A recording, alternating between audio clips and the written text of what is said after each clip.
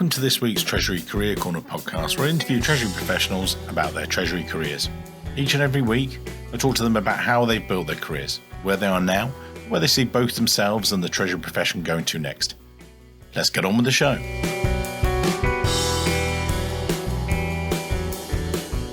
In this week's show, delighted to be joined by Lane Silverman, who's now a Treasury Consultant and Advisor for his own Treasury Consulting firm and doing various different things out there in the world of Treasury. Now, Lane and I go way back when, so it's going to be an interesting conversation. We were just having a pre-chat there, and I said, this could be a 2-hour podcast, but we're still going to keep it a half an hour, 45 minutes, like as we usually do. So as people used to have that typical commute time. We know that's changed. But as always, I'm going to shut up. I'm going to let Lane do the talking. Very eloquent guy. Lane, if you would, take us back to the dim, distant past. And like some others have had more European people on the show, tends not to be from, say, the UK so much or US, but you actually started within banking and then grew your career into Treasury. So maybe if you take us way back when, sir, over to you. Good morning, Mike. Thanks for the invite and thanks for the nice words. If I go back to my career way back in the Middle Ages, I started indeed in banking. But before I went into a career into that, when I graduated university, I actually didn't know exactly what direction I was going to go in. But to me, banking had the closest relation to what goes on in Treasury. And even in those days, I thought that would be the thing that really matches where the interest of most treasurers are. Although nowadays, I think there's a lot of accounting focus. There's a lot of focus on technology. Of course, that didn't help much. But in those days, it was less, I guess. So I started as a bond currency trader at a Dutch bank. And this indeed was not in the UK or in the US. I'm from Holland originally. So that's where I started with the Dutch bank first on a structured trading desk, structured finance trading desk, and then moved my way up to foreign exchange and bonds. But then eventually I moved my way out of that again. And I saw the other side, the corporate side. And eventually I went into corporate, and there I really landed as a first treasury position at a large Dutch trading company. So my start indeed was in banking, which I think still is one of the best starts for a treasurer. And why do you think that? I know that we've discussed it before, that you'd got that sort of trading element to yourself quite early on, and then you transitioned into Treasury, and this was with, how do you say it, Hagemeyer? Is that the right way to say it? Yes, Hagemeyer was a large Dutch trade. It was at that time First Pacific was a Hong Kong company which had acquired part of Hagemeyer. So it was a conglomerate which had ties into Asia, and they're completely different now. But in those days, the ties with First Pacific were very strong. Why do I think banking, not necessarily the FX trading or bond trading, but banking in general? Because what people think is the logical way into Treasury is usually the accounting route. I totally do not think so. My experience with accountants has been mixed, so to speak. There's some very, very good treasurers and consultants that come from the accounting side and see that. But accounting is so rule-based, and some of these rules make absolutely zero sense from an economic and treasury point of view. And once accountants get so ingrained in that it's hard for them to see beyond that. And I think in Treasury, you look much more at the economic side. You look much more at risk in foreign exchange. You look much more at risk in the capital markets and liquidity flows. It is not that rule-based. Well, maybe now more than in the past, but it's not that rule-based as in accounting. And I think once you get too ingrained in those rules, you lose the perspective, what you need to see as a treasurer. So my best experience with people that I've hired have not necessarily been the accountants, but that's just maybe my experience. But in general, I don't think it's the best entrance into Treasury, although it is the most logical ones because it's sort of grouped in with finance in general. Mm-hmm. And when you say the ethos of Treasury, and I get this as well, I was talking to a couple of guys when they said tax is similar, that tax itself, as you say, is very rules-based. You have direct rules. These are the things to do. Don't veer from them, and actually you hone in on those. Whereas with Treasury, you use them as a guideline and a springboard from there sort of thing. Yeah. Now, when you've seen that, and then as we sort of progress into with Hagemeyer, what was it like for you that's, starting corporate treasury, and then because it then provided you that guideline, didn't it? With, all the way through Amex and then Huber and everything else. So talk us through. I think one of the things I slowly discovered, of course, being at the banks, you were a service provider for the corporates, be it FX or capital markets. But once you get to the other side, to the treasury side of a corporate, if I draw that line through all of my career, I always take into account what is the main objectives in treasury. It is to get money at the right place at the right time, reducing the risk both from a liquidity, foreign exchange, or from a capital markets perspective. And I think those are the aspects that really are most important in treasury. It's the management of the risk. It's the getting the money where you need to get it and making sure that the company has sufficient funds in order to function. They be it either from a liquidity management or cash management perspective, or from a capital markets, getting out and getting funding, making sure that the risks that you can manage to some extent, like foreign exchange and interest, are properly managed. And I think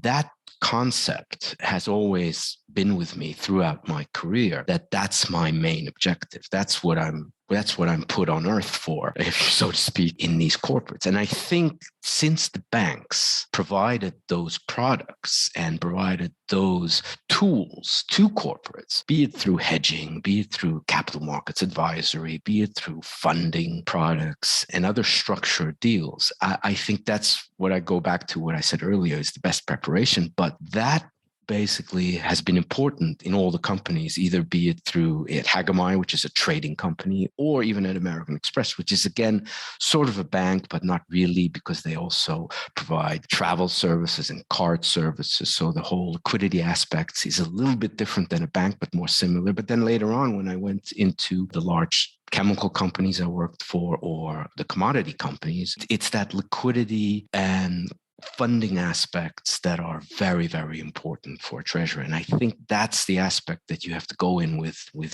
eyes wide open, and that's what you're accountable for, I think, and not so much where this FX risk is being booked or what's the hedging results. Yes, the hedging results are important, and are they above the line or below the line? All that stuff is relevant, of course, or hedge accounting, or very, very important. But it's the economics of the whole thing that I think CEOs and CFOs should look at for treasurer, and the strategy of how to approach that. So I think that's maybe the difference, or that's the direction. And with that, and sort of talk us through how you position yourself within those. We've got listeners today, and I've said this to you before, that people are listening today to say, well, how did Lane become, you were VP Finance at Huber, and then you became Treasurer at Bunge and stuff like that.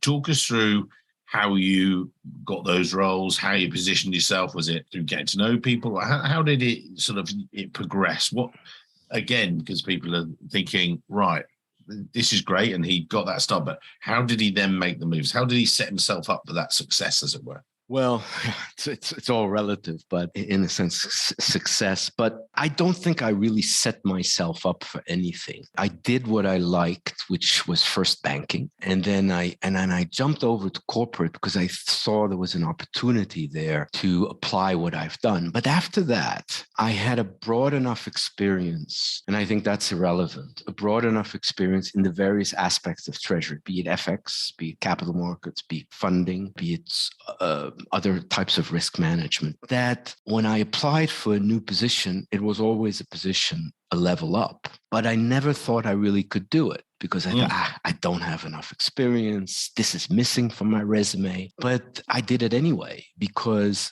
I thought you usually have enough good people around you. Certain things can be learned on the job. And I don't want to say I faked it, but that's how it felt when I went into these positions. And I didn't know everything, but I had confidence enough in myself that I could learn it, or that I could dip into the rudimentary elements from that subject that maybe I wasn't that experienced in, that I could work it out. So I think I went from position to position each time, and luckily a step higher, but knowing very well that I may have not been that the best person for the job from an experience point of view, because nobody has all the experience, especially not when you're younger. But I felt I had the ability and I had enough confidence that, what's the worst that can happen? That's always I said. Just honing in on that though, was it, because sometimes see these memes and things, you should apply for these jobs, even if you don't, because you're going to go for it and everything else. But it sounds like whilst you say, you didn't know everything, but you knew, did you have an awareness maybe of the areas you weren't strong? And that's a strength, that knowing that, do you know what, you talked about accounting there. I'm not the strongest accountant. I know what they're doing and stuff, and I know how to supervise. There's various things in my day-to-day. There are some areas I am very good at, and I but I think, do you know what?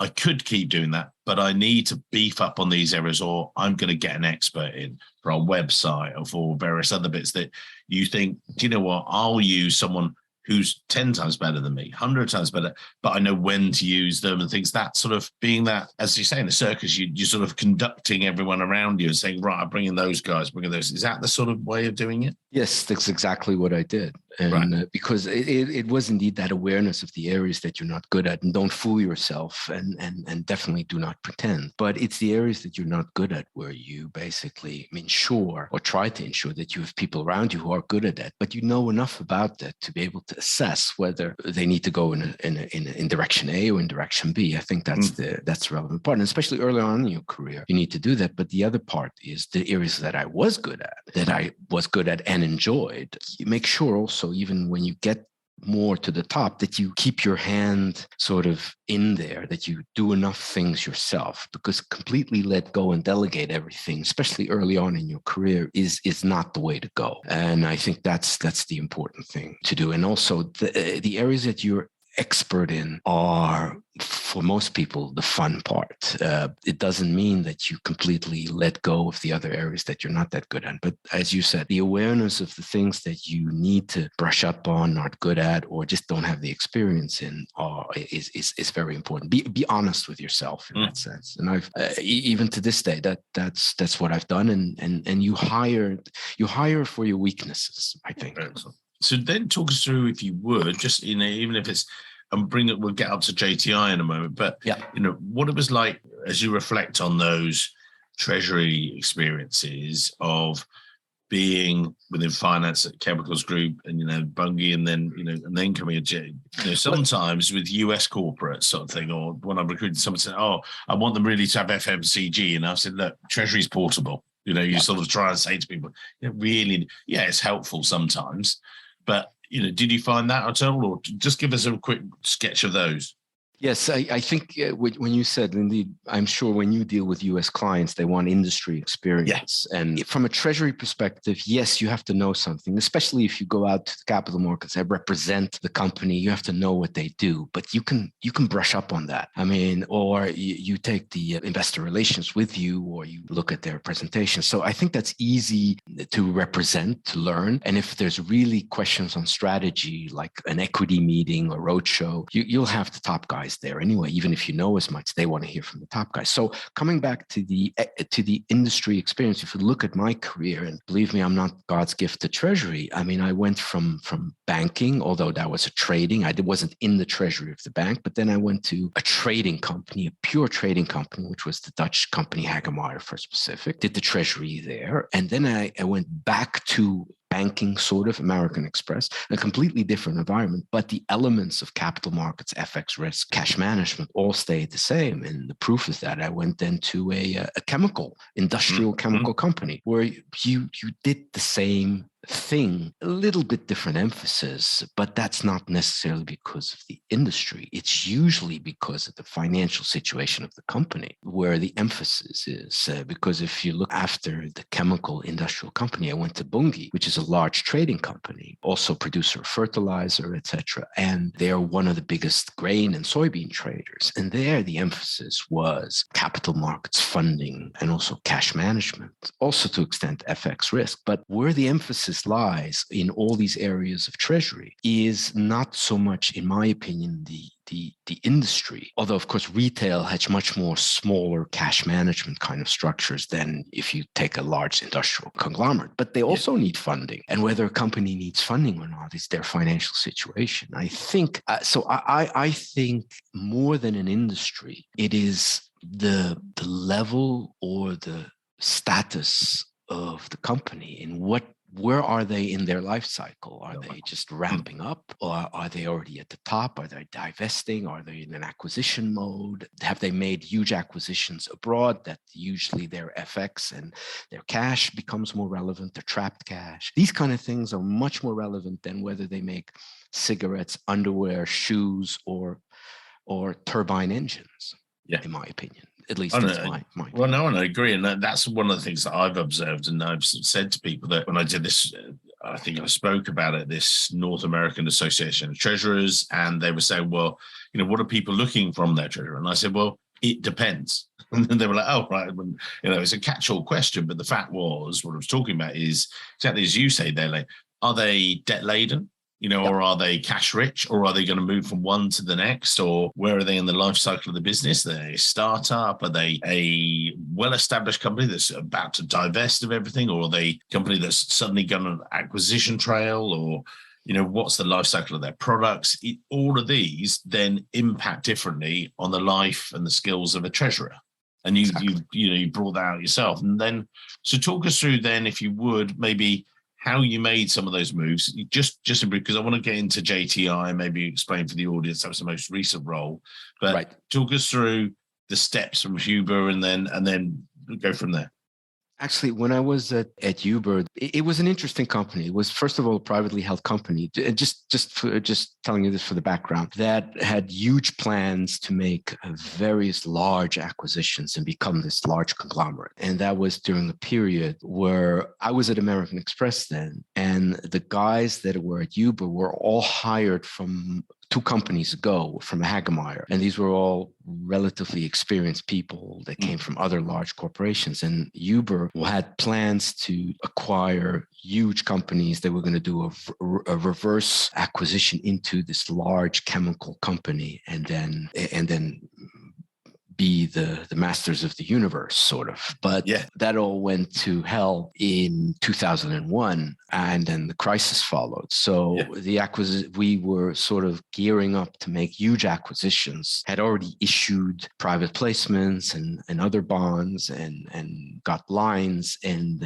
of course, then everything fell apart. And so I got recruited there because I had contacts from my previous companies, and they looking really for people who had experience in capital markets and really getting company up to gear up for acquisitions, which was the main role that I and several other of my colleagues did at Hagemeyer. So in that sense, I got lucky and I got unlucky. I got lucky because it was great experience, another role in a company that's going to make acquisitions, but we were all dressed up, but nowhere to go, basically. And then I left that place and I got recruited for Bunge. And there, each time the recruiters came to me, and the same thing was at Huber, is with a certain mission. Basically, look, we're looking for somebody who can manage our FX. We're looking for somebody that can fix our FX. We're looking for somebody that can fix our capital markets, increase or improve the relationships with the banks, put in SAP Treasury. And Bunge was the same way. At that time, they were looking for somebody who could help them on foreign exchange and also the whole bank relationship cycle. And that's what I did there. But when you get in there, you have one or two things that the recruiters had focused on that they want you to do and put a team together and all those things. But soon you discover there's many more things that need to be done and maybe much more urgent because unlike you, a lot of recruiters don't have that much experience in treasury and neither do often senior management of companies. So what they think needs to be done is often very different than reality. But in any event, those are the missions that you got. And the same thing went to JT. The original mission was also just to fix their FX. That was the main thing. Well, yes, we did that, but there was a laundry list of other things that would have been, if I had been there before, I would have mentioned that to the potential treasurer coming in. But of course, that's not that obvious if you're either not a treasurer, maybe, or if you're coming from the outside and looking in. And I think that's the thing. So each time the role was with a specific mission to either fix something, improve something, set something up, which in itself is great because at JT, again, yes, the original mission was to fix the effects, but actually, we had to set up a whole treasury from scratch. Not that it didn't exist, it did, and certain things were working very well. But and I'm saying we because you can't do it alone. You have to get in a group of people or work with the existing people to set a direction and have a clear idea where you want to land in so many years, months, or whatever the time frame and the activities are. And that's what happens then. Each, again, I'm repeating myself, but each time you get in with a certain mission and then you discover, actually, there's much more stuff to do, maybe much more to get into. Was it mission-led when you got into JTI? And maybe you could explain for the listeners, some will know the group, some will not, and the interesting challenges there. So what was that like? JT is a very interesting company in the sense that JT is the leftover, if anybody is of our age or a little bit younger, remembers the Barbarians at the Gate, the large KKR to leverage buyout from RGR Nabisco. This was the international tobacco business of RGR Nabisco. The US part stayed in the US. It's now sold with another company, but this was tobacco monopoly from the Japanese government that decided to expand beyond the Japanese borders. And at that time, when they made the acquisition, I think it was 1999, it's way before I joined, but it was the largest leveraged acquisition by a Japanese company abroad. And so it was a large deal because tobacco is still very cash rich. Yeah. And it's an interesting company because one of the things that the Japanese did do very well was, and as opposed to certain things they've done not very well in other industries and other companies, they recognized that the business that was run outside of Japan, meaning their acquisition, and they bolted on another acquisition in the UK, which was Galahar, which is also a large international tobacco company, which maybe some people know. They let that be managed by the people who were still in the company. So therefore you had JT International, which were the old RGR and Galahar people who managed it. And then you had the Japanese part. And that was the overarching sort of mother company. But the true management of the international business was not done by the Japanese. And I think because the Japanese have not proven to be very apt at managing businesses outside Japan. Of course, that's not entirely true because if you look at Toyota and Sony and everything else, those are very successful companies. But in certain industries, in certain businesses, in certain managers are really good in managing Japan, but outside Japan, that was not necessarily the case. And they recognized that, which is a very good thing. Like we discussed earlier, they recognized their weakness. They corrected for it. So they build upon it as well. And that's one of the things you and I said, that they said, well, we don't know that, so we'll get someone that does know it. And that they know what to do in that sense. I had, from a personal level, always very close ties with Japan. Yeah. I've been going to Japan, not for work, for personal reasons, for many, many years. And I always, because of the way the Japanese work, which is very good and works very well in Japan, but it's more difficult if you're not Japanese to flourish in that environment, let me put it that way. And therefore, I always said to myself, you know what, I'm unlikely that I will ever work for a Japanese company. And that's what happened. Never say never. And here I am, worked for a Japanese company for 12 years almost. So I got in, but I knew the Japanese character. I knew how they worked. And they do have a long stamina. When they make a change, it's not from the day to tomorrow. So I knew that, and that's what I built into my plan in order to get Treasury completely revamped. And that's what we did there. Then bring us a bit more up to date, if you will, because you're now embarking on your next journey and things. Because I want to then talk about some of your very interesting views. We recently shared the stage at the Euro Finance Treasury Leaders Summit, which was amazing. And we were talking about what the world of Treasury and work and how it's evolving. But you've then recently finished there, or bring us up to date with you, if you would. Again, at JT was a very interesting ride because we did change Treasury completely, the way it's structured, the way it's set up, and from capital markets FX to liquidity management, how we set up also integrated Japan and non-Japanese, because they were very two distinct entities functioning under one company. I think before I go into what I'm doing now, or when I exited, it's setting up the team was very relevant. And I think one of the things on stage where we said, where we had at the conference, was the interesting part, whether you hire for attitude or you hire for experience. Again, I don't know, you may know that better, where the pendulum is swinging nowadays, apart from the whole diversity aspect. But I think if I look what we had to accomplish, if I just had hired for attitude, we wouldn't have been able to get there. Absolutely. I mean, experience is relevant, and experience in a certain area is absolutely relevant. Now, if you hire a more technical guy, he may not have the Treasury technical aspects. I'm talking IT technical, but he may have others, but it's still technical. And some of the Treasury aspects he can learn. But if you hire a front office FX guy, well, I'm sorry, but it's impossible to put, with all due respect, a bookkeeper accountant in a front office trading position. So no matter how good the attitude is. So in that sense, if I look at the teams that we put together, yes, they had to have a good attitude, because otherwise it's just a pain to work with them. So that I think goes without saying. But I think from a experience perspective, it was very relevant. So if you look, when I left, I think we have a team of highly experienced, highly capable people that know their stuff. And I think it's only then you can actually accomplish things.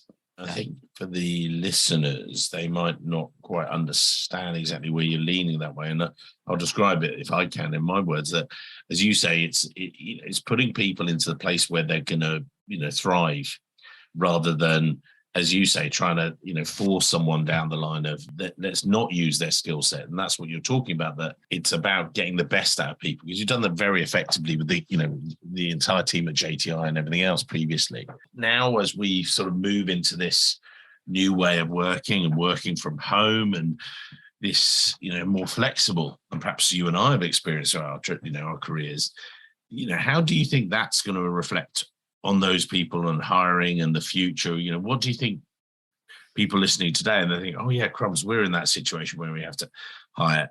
What are you seeing the challenges going forward? You and I talked about recently that you've been approached for a potential gig, and they were like, it's 5 days a week in the office. You're like, no, thanks. And it was just like, and you and I both were saying this, that a UK client of ours tried to say to us, oh, we're a bit old school, we like things on paper. It's like, right, okay, that's a warning sign. But then the greater warning sign was like, but we really believe in everyone having to be in the office, not like, an option. No, everyone is in the office 5 days a week and must be in the office. It's a must, not a request. And we're like, okay, only 5% of our entire salary survey of 600 plus people want to be back in the office 5 days a week. And we totally understand that. With you, what are your ethos, and how would you sort of respond to that, as it were? I would say this. Are those attitudes of people who want everybody in the office that much different from in the past? Meaning, yes, pre-pandemic, it started already the working from home, maybe 1 day a week or 2 days a week. There's some companies that did that. But if you go backward, that didn't exist. I bet you the managers that are in charge of departments, of areas that now want everybody in the office are the managers, I'm sure, that would walk around the floor and make sure that everybody is still there at 4 or 5 o'clock, regardless of what they were doing. I think that's just a continuation of that attitude.